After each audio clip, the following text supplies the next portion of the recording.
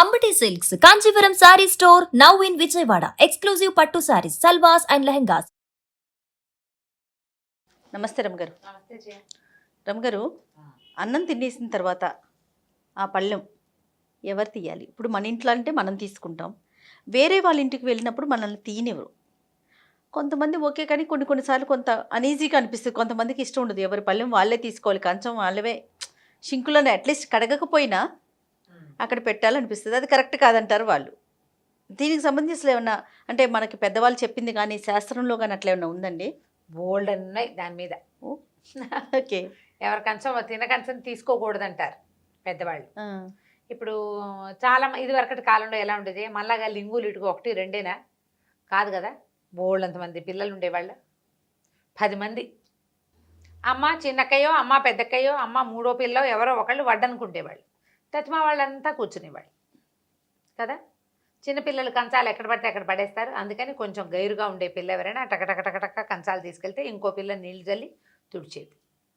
కొన్ని నీళ్ళల్లో ఇలాగా కొంతమంది ఎవరు తిన్న కంచం వాళ్ళు తీసుకెళ్ళి పంపు దగ్గర పెట్టడము నీళ్ళు. అప్పుడు పంపులు ట్యాపులు సింకులు ఏవి లేవు కదా. పెరట్లో నూతి చెప్తా దగ్గర నూతుల దగ్గర ఎక్కడో గిన్నెలు తోముకునేందుకు ఒక ప్రాంతం ఉంటే అక్కడ నీళ్ళు ఉండేవి కాదు. ఏదైనా చెరువు నుంచి తెచ్చి పెట్టుకునేవారు, అందులో నుంచి నీళ్ళు పోసి కడుక్కోవాలి. పిల్లలైతే వేస్ట్ చేస్తారు, పెద్దవాళ్ళైతే ఒబ్బిడిగా కడుగుతారు. ఇలా రకరకాల భావాలతోటి కంచాలు అందరూ తిన కంచం తీయకూడదని చెప్పేవాళ్ళు ఒక సిద్ధాంతం. అక్కడి నుంచి మన ఇంటికి ఒక చుట్టం వచ్చాడు, ఆయన తిన కంచం ఆయనే తీసుకోకూడదు, మనకి భోజనం పెట్టిన ఫలితం ఉండదు. ఓహో, నేను మీ ఇంటికి వచ్చి భోజనం చేసి నా విస్తరి నేనే ఎత్తేస్తే నాకు భోజనం పెట్టిన ఫలితం మీకు లభించదు. అందుకని గృహస్థే ఆ విస్తరి తీయాలి కంచం. లేదా గృహస్థ అంటే భర్త కాబట్టి భార్య, ఆడవాళ్ళ ఇంట్లో ఆ పని చేసే వాళ్ళు ఎవరో వాళ్ళే ఆ కంచం తీసి ఆ మెతుకులు తీసి అక్కడ శుభ్రం చేస్తే కనుక ఒక వ్యక్తికి భోజనం పెట్టిన పూర్తి ఫలితం లభిస్తుంది. బ్రాహ్మలతో విస్తరలు తీర్చకూడదు, అతిథులతో విస్తరలు తీర్చకూడదు, ముత్తైదువుతో విస్తరి తీర్చకూడదు. ఇలాంటి నియమాలు ఉన్నాయి. అన్నం పెట్టారు కానీ విస్తరి నేనే తీసుకున్నాను అని అనిపించకూడదు గెస్ట్కి. అది ఆ ఫలితం లభించడం కోసం మన ఇంటికి భోజనం మిమ్మల్ని పిలిచాం భోజనానికి, భోజనం పెట్టిన ఫలితం పూర్తిగా నాకు కావాలని ఉంటుంది కదా. అవును, మరి ఉన్నప్పుడు కంచం తీయకూడదు. చాలా ఇళ్ళలు ఏంటంటే మగపిల్లలతో కంచాలు తీర్చరు. ఆ ఇంట్లో నలుగురు మగపిల్లలు ఉంటే అమ్మాయి చేసుకుంటుంది. ఎప్పటిదో ఈ కథ, ఇప్పటి కథ కాదమ్మా, ఈ కాలపు కథ కాదు, పురాతన కాలం కథ చెప్తున్నాను నేను. ఈ కాలం ఇట్లా చెప్పడానికి వీల్లేదు. ఇది ఎప్పుడు సంగతి, మగవాళ్లే సంపాదన పరులుగా ఉండి ఆడవాళ్ళు కేవలం ఇళ్లలో పనులు చేసేందుకు మాత్రంగానే ఉన్న కాలంలో మగపిల్లాడు రేపొద్దున 4 పనులు చేయాల్సిన వాడు, వాడి తినకంచం వాడే తీసుకోవటం ఏమిటి చిన్నతనం. మగపిల్లాడు కింగ్ లాగా ఉండాలి, ఆ లెవెల్లో సంపాదించాలి వాడు. అప్పుడు తను తీయకపోయినా పర్వాలేదు, ఇంట్లో ఎవరుంటే వారు ఆడవాళ్ళు తీసుకునేవాళ్ళు. పాత రోజులు ఇట్లా చేసి సాగింది. అప్పుడు సాగింది. క్రమంగా ఏమైంది, ఆడమగ సమానమే, ఆడపిల్లలు చదువుకుంటారు, మగపిల్లలు ఆడపిల్లలు కలిసి పని చేసుకోవాలి. వాళ్ళు పని చేయకపోతే వీళ్ళకి సాగదు. ఇద్దరు కలిసి పని చేసుకుని ఇద్దరు కలిసి సంపాదించుకుని సంసారానికి మొనగూడే ప్రయత్నం ఏదో చేస్తున్నారు. ఇప్పుడు మగవాళ్ళు కంచం తీయకూడదని అదని ఎలా అంటాం? అస్సలు అంటానికే లేదు రమ్మగారు, వీల్లేదు కదా. మగవాళ్ళే గిన్నెలు తోమిస్తున్న వాళ్ళు మన ఎరుకనే చాలా మంది కనపడుతున్నారు. అవును, గిన్నెలు ప్లేట్లు కడిపెట్టేస్తారు, వంటలు సర్దేస్తారు. ఈ డిష్ వాషింగ్ వాటి మీద యాడ్స్లో కూడా విపరీతంగా చూపిస్తారు కదా. అడ్వర్టైజ్మెంట్స్లో అలాంటివి ఎందుకు చూపిస్తారంటే ఈ సమానత్వ భావాలని ప్రోత్సహించడానికి. ఓకే, ఓ అలా అర్థం చేసుకోవాలా? మరి అంతే, యాడ్లో చూపిస్తున్నారు కదా. ఇలా అంటే సౌండ్ వస్తుంది, మరి సౌండ్ రావాలంటే ముందు తోమాలిగా, రోజు నేర్చుకోవాలి ఆ పని. దీనికి మనం ఏం చేయాలంటే ఈ పాతకాలపు భావజాలాల్ని పట్టుకుని వేళ్లాడద్దు. ఆడది వంటింటి కుందేలు కాదు ఇంకోటి ఏదో అని చెప్పుకుంటున్నాం. మన ఆడపిల్లల్ని మనము చదివిస్తున్నాం, మనము చదువుకున్నాం, మనం కూడా ముందడిగేసాం. మన పిల్లలు ముందడుగదు ముందు పరుగే తీస్తున్నారు. ఎందుకు ఈ పురాతన భావజాలాలు? మన ఇంటికి గెస్ట్లు వచ్చినప్పుడు మాత్రం మనం కంచాలు తీసుకుందాం, వాళ్ళ విస్తర్లు మనం తీద్దాం.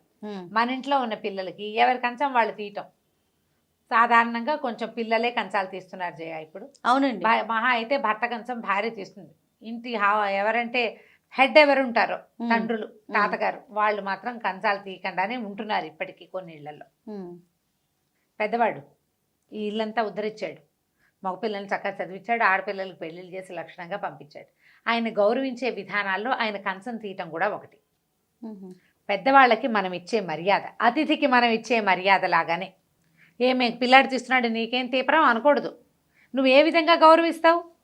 నువ్వు రోజు దండేసి దండం పెట్టవు కదా, పాదాలు గడగవు, దండేసి దండం పెట్టవు, సన్మానం చేయవు, గౌరవిస్తావు. ఆ గౌరవంలో భాగంగా ఆయనకు తిన్న కంచమో, ఆయన కాఫీ తాగిన కప్పు, ఆడవాళ్ళు, పిల్లలో, కోడళ్ళో, కూతుళ్ళో, భార్య తీస్తే ఈ వ్యక్తి సంసారం కోసం ఇంత కష్టపడ్డ వాళ్ళని గౌరవించే విధానంగా వాళ్ళ కంచం మనం తీయచ్చు. హెడ్ ఆఫ్ ద ఫ్యామిలీ, తాతగారు కానీ, తండ్రి గారు కానీ, మామగారు కానీ, తాత తండ్రి మామ కాకుండా పెద్ద బావగారులు, మన ఇంటికి అల్లుడు వచ్చాడు, అల్లుడిని కూడా కంచం తీయమని అనొచ్చా? ఆయన కొంచెం మర్యాద ఇవ్వాలి కదా, మన పిల్ల ఆయన దగ్గర ఉంటుంది. ఇలాంటి సందర్భాలప్పుడు ఈ సమానత్వపు భావాలు మాట్లాడకుండా ఉంటే మానవ సంబంధాలు బాగుంటాయి ఖచ్చితంగా. ఇప్పుడు మా అబ్బాయి తీస్తున్నాడు, మా అల్లుడు ఎందుకు తీయడు అని అనకూడదు, మీరు అనకూడదు. మనం ఇప్పటికీ కూడా మన అమ్మాయి అతనితో ఉంటుంది, అతను మనం ఎంతో కొంత గౌరవించాలి. గెస్ట్ అతను, మన ఇంట్లో పిల్లాడు కాదు. ఎప్పుడు అల్లుడు గెస్టే, ఆయనకి ఎంత వయసు వచ్చినా గెస్ట్ని గౌరవించాలి కదా, అతిథి కదా. కాబట్టి ఆయన కంచం తీసుకోవచ్చు. ఇక్కడ సమానత్వ భావాలు అవి మాట్లాడకుండా ఉండాలి. మన ఇంటికి ఎవరైనా చుట్టాలు వచ్చారు, అబ్బాయి బావమరుదులు వస్తారు, అమ్మాయి బావగారులో, తోడుకోడలో, తమ్ముళ్ళు, ఎవరు అలాంటి వాళ్ళందరినీ మనం సమానత్వ భావాలు చెప్పి మీ కంచాలు మీరే తీసుకోండి అంటే ఎలా ఉంటుంది? బాగోదు కదా. ఆలోచించి ఇలాంటివి చెప్పాలి, చేయాలి. పురాతన కాలం నాటి భావాలని కొంచెమే ఉంచుకోండి, అన్ని విషయాలు మర్యాద వరకు అంతే. అది ఎప్పటికీ మనం ఇవ్వాల్సిందే, ఎప్పటికీ మనం ఇవ్వవలసిందే మర్యాద, అది మానకూడదు. మర్యాద వల్లే మానవ సంబంధాలు చక్కగా ఉంటాయి, పాలిష్డ్గా. నువ్వెంత అనగానే ఇంకేం లేదు, అంతే అయిపోతుంది కదా, ఇంక అయిపోయింది కదా. ఇక మర్యాద లేదు, వాళ్ళు నీకే మర్యాద ఇవ్వరు. నువ్వు మర్యాద ఇవ్వవు, వాళ్ళు నిన్ను మన్నించరు. నువ్వు మర్యాద ఇస్తేనే నువ్వు మన్నన పొందగలుగుతావు. ఇది దానికి సంబంధించిన వ్యవహారం. కాబట్టి మన ఇంటికి గెస్ట్లు వచ్చినప్పుడు వాళ్ళ ఆకులు తీయటమో, వాళ్ళ కంచాలు తీయటమో మనకు అగౌరవం కాదు, మనం ఇచ్చే మర్యాద. మనం ఎవరింటికైనా వెళ్ళినప్పుడు మా అబ్బాయి మా ఇంట్లో మేమే తీస్తామండి నేను బలవంత పెట్టకుండా వాళ్ళు వద్దన్నారు అనుకోండి, క్యాజువల్గా వదిలేయండి, ఏం కాదు, అంతే. ఒకవేళ వాళ్ళేం మాట్లాడలేదు అనుకోండి, క్యాజువల్గా తీసేయండి. ఏంటి వీళ్ళు తీయట్లేదు, అతిథులను గౌరవించరా, లాంటి భావాల్లో కూడా వెళ్ళబోకండి. పరిస్థితిని బట్టి మనం ప్రవర్తించుకోవాలి, అప్పుడు మన మర్యాద నిలబడుతుంది, అంతే. దాని మీద పెద్ద విషయం ఉండదు. ఎప్పుడు ఇవి చేస్తారు, సంతర్పణలు అవి చేస్తారు. సంతర్పణలో వరుసగా భోజనాలు వడ్డించుకుంటూ వెళ్తారు, ఆకులు తీయనివ్వరు. ఆకులు తీసేందుకు వేరే వ్యక్తులు ఎవరైనా తీస్తారు. కొంతమంది గృహస్థులు తమ గనక ఏదైనా సమారాధన చేస్తే గృహస్థే ఆకు తీయాలన్న నియమం ఒకటి ఉంది. కొన్ని చోట్ల చెప్తారు, భార్యాభర్త వాళ్ళే ఒకళ్ళు బుట్ట పట్టుకుంటారు, రెండో వాళ్ళు తీస్తారు. అలా చేస్తేనే భోజనం పెట్టిన పూర్తి స్థాయి ఫలితాలు లభిస్తాయి. వాళ్ళకి ఆజ్ఞ ఎలా ఉంటే వాళ్ళ పురోహితులో గురుగారు చెప్పిన ప్రకారంగా చేసుకుంటారు. అలాంటప్పుడు వాళ్ళు కావాలనుకున్న ఆ పుణ్యాన్ని ఏదో వాళ్ళకే దక్కనిస్తే మంచి మర్యాదగా ఉంటుంది. ఆలోచించి కొంచెం కొద్దిగా సందర్భాన్ని బట్టి మర్యాదగా ప్రవర్తిస్తే ఇందులో ఈ పాతకాలపు భావజాలాలు ఉండవు, కొత్త కాలపు ఆధునీకరణ ఉండదు, మధ్య మార్గంగా వెళ్తాం. ఇలాగని మన ఇంట్లో మగపిల్లలకి కంచాలు తీయకూడదు, అమ్మాయి ఉంది కాబట్టి అమ్మాయి తీస్తుంది, ఇలాంటివి మాత్రం అలవర్చబోకండి.